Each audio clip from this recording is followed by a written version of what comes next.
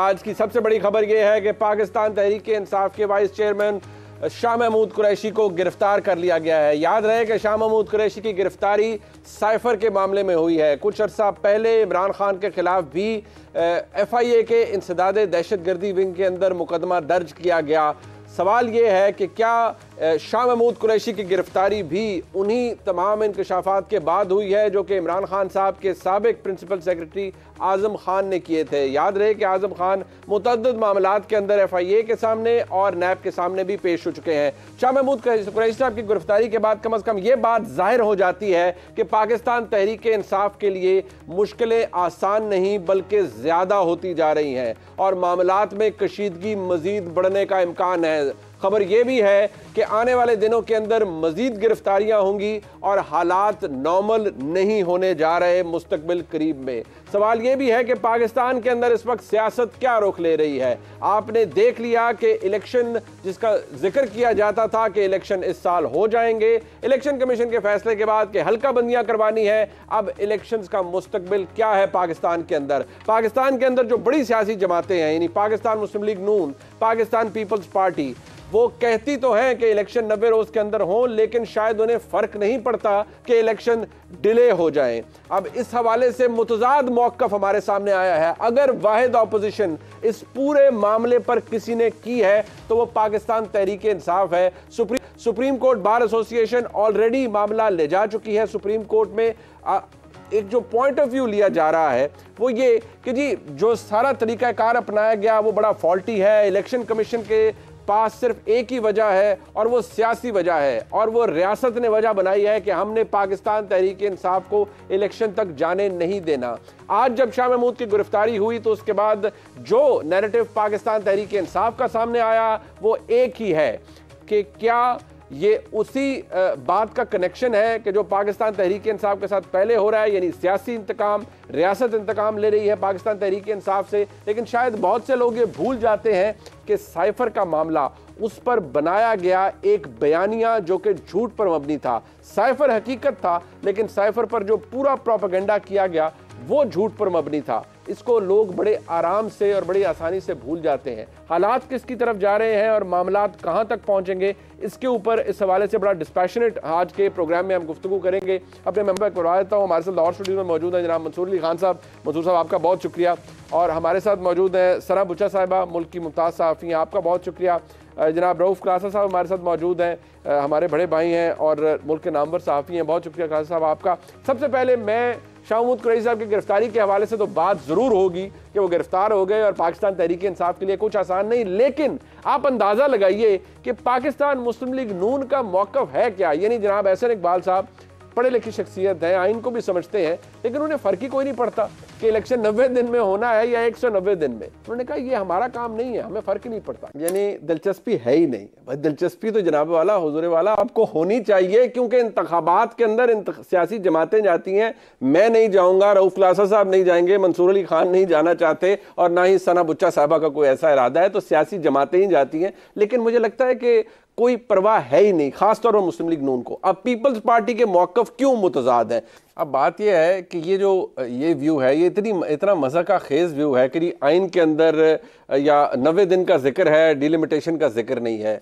पता नहीं क्यों हम आइसोलेशन के अंदर हर चीज़ को देख रहे हैं, जबकि बहसियत कानून के तालिब इल्म के मैं ये अर्ज़ कर दूं कि अगर आइन के अंदर ये लिखा हुआ है कि CCI एक कॉन्स्टिट्यूशनल बॉडी है, आर्टिकल 153 के तहत अगर उसका इजलास होता है, उसमें कहीं नहीं लिखा कि निगरान वज़राए आला नहीं बैठ सकते। हाँ, आप ये दलील दे दें कि निगरान वज़राए आला थे, लिहाजा उसकी कॉन्स्टिट्यूशन ठीक तरह से नहीं थी। तो अगर नहीं थी तो फिर जो इलेक्टेड वज़राए आला थे उनको बैठना ही नहीं चाहिए था और ये कह देना चाहिए था कि ये CCI नहीं है, उसकी दुरुस्त कॉम्पोजिशन नहीं है। बैठ गए, वोट भी कर दिया, मोहर भी सब्त कर दी उस मरदमशुमारी के ऊपर। तो भाई जब मरदमशुमारी के ऊपर मोहर सब्त कर दी, जब उसे सर्टिफाई कर दिया, तो आइन ये कहता है कि फिर डिलिमिटेशन होनी है। इलेक्शन एक्ट ये कहता है कि डिलिमिटेशन होनी है।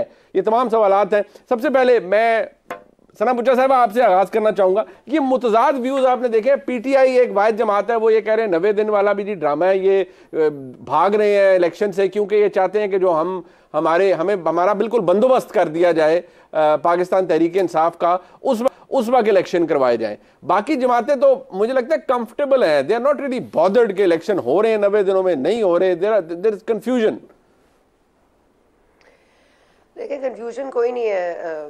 देखिए मुनीब साहब, यहाँ इस मुल्क में सब कुछ चलता है, और excuse me for my repetition, लेकिन मैं एक प्रोग्राम में पहले भी कह चुकी हूँ कि एक 3 इडियट्स का डायलॉग मुझे बड़ा पसंद है। आप अपने दिल पे हाथ रखें और कहें all is well, all is well, अपने आप को तसल्ली देते रहें कि ऑल इज़ वेल। तो अच्छा। ये मेरा ख्याल है कि ये तमाम सियासतदान जो है वो तसल्ली अपने दिल को थपकी दे के कह रहे हैं all is well, all is well. लेकिन मुझे क्या फ़र्क पड़ता है अगर इलेक्शन नहीं होते, और कितनी ट्रेजिडी है ये इस मुल्क की, हमारी पूरी एक ज़िंदगी की जो है ट्रेजिडी वो ये है कि आज हमारा मौक़िफ़ और पाकिस्तान तहरीक-ए-इंसाफ का मौक़िफ़ एक हो गया है।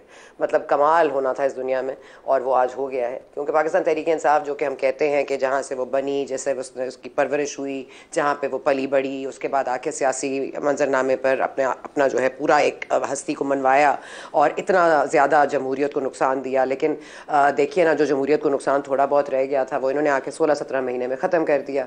ये अब आपको लाख बताएं कि हमने डिफ़ॉल्ट से मुल्क को बचा लिया है, और PTI जो है वो 90 दिन में इंतखाबात चाहती है, और ये रोज़ पीपल्स पार्टी धमकाती है आपको कि 90 दिन में इंतखाबात नहीं हुए तो कोई बात नहीं, फरवरी में हो जाएंगे। तो देखिए, और ये ग्रैटिट्यूड माइंडसेट बड़ा ज़बरदस्त है इन लोगों का कि कोई बात नहीं, 90 दिन में नहीं हो रहे, फरवरी में तो हो रहे हैं ना। ये गारंटी भी इसको पता नहीं किसको मुझे नहीं लगता कि आप इसे दिलफरेबी समझेंगी इन सियासी जमातों की, खुद को खुश कर रहे हैं कि भाई ठीक है, सब ठीक है, जैसे आपने कहा ना ऑल इज वेल, तो ये दिलफरेबी में मुब्तला है, दिल फरेबी में भी मुब्तला है। और दूसरा, ये नून लीग को ये ज़म है कि शायद वो ओनली ऑप्शन है। ये अगर ये शरीफ ब्रादरान अगर इस खुश फहमी से बाहर आ जाए ना, ये जब अपने आप को लास्ट ऑप्शन समझते हैं, ओनली ऑप्शन समझते हैं, तो ये हमेशा नुकसान उठाते हैं। ये जो आज बड़ी मोहब्बतें जाग रही हैं लंदन और यहाँ पर, तो अगर वो मोहब्बतें कहीं ना कहीं अगर इनका इख्तिताम हो गया और होगा करीब, क्योंकि वो दोनों आदतों से मजबूर हैं, तो आप फिर क्या कर लेंगे? आप अभी ओनली ऑप्शन में आपको ये ज़म है कि कोई बात नहीं, इलेक्शन हो ना हो, शरीफ साहब वापस आ जाएं, नवाज साहब आके कैंपेनिंग करें, फिर जब हमारा दिल चाहेगा हम करा लेंगे वो सेनेट इंतखाबात से। मगर मेरा ये ख्याल है ज़ाती तौर पर मुनीब, और खबर भी कह लीजिए, कि अभी किसी को भी नहीं पता कि इलेक्शंस कितना खिंच सकते हैं। ये देखेंगे, तेल को देखेंगे, तेल की धार को देखेंगे, अगर ये टेस्ट कर सके जमहूरियत को तो ये करते रहेंगे, फरवरी से आगे भी जा सकते हैं, वरना शायद लंदन और पाकिस्तान के अंदर जो मोहब्बत है, वैसे तो लॉन्ग डिस्टेंस रिलेशनशिप मंसूर साहब इतना काम नहीं करते जो लोग दिल के मामलात को बड़े करीब से देखते हैं। लेकिन मैं जरा रऊफ क्लासा साहब से पूछना चाहूंगा, रऊफ क्लासा साहब, वैसे ये जो लंदन की मोहब्बत है पाकिस्तान से, और जो जिसका जिक्र कुछ किया सना बुच्चा साहिबा ने, तो ये क्या मुस्लिम लीग नून ऐसे हालात में जब उनको फर्क ही नहीं पड़ रहा, बकौल जनाब एहसन इकबाल साहब के, कि 90 दिन में हो या 190 दिन में, तो क्या आपको लगता है कि यही इसी सिंड्रोम के अंदर है पाकिस्तान मुस्लिम लीग नून, कि भाई 90 में हो या 190 में हो, आना तो हम नहीं है, मतलब सजनों नहीं आना है, बाकी तो टेंशन किसी की कोई नहीं है हमें?